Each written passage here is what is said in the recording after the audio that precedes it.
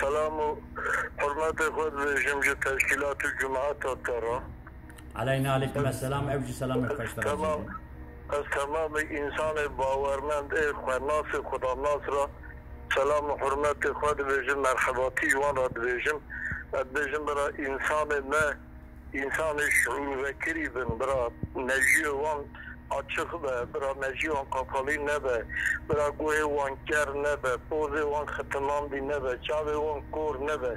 Bizi evi meru xalagine merhala riya Xwedê û Resulê Xwedê pêxembera, temamî pêxemberê ku Xwedan suhuf û kitabin ji bo xatirê wan em kulê Xweda ne, em ne kulê insana ne, em kulê Xweda ne, ne kulê insana ne.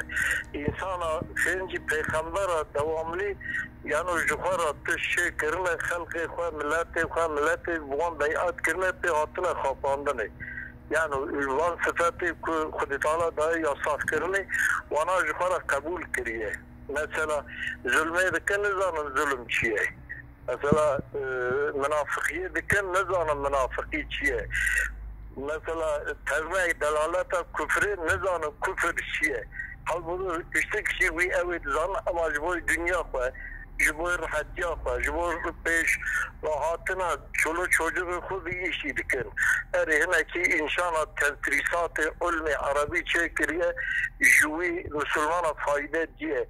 Ama Müslümana çika fayde diye dibin tesîra wan da fayde hatiye dîtine. Yani bin tesîra Kur'an û şeriatê da nediye, serbestî tu nediye.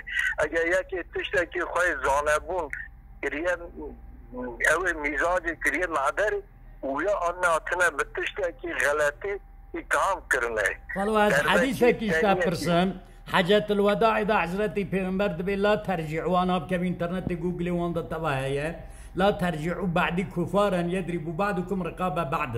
بيشتي مرة أي متى من دبي نزبر النكب كفري هناك يوا استي هناك جيكا يعني قتله هبدو حلال نكنام إيرو دنهير شرط تبدا عالم إسلام دايه.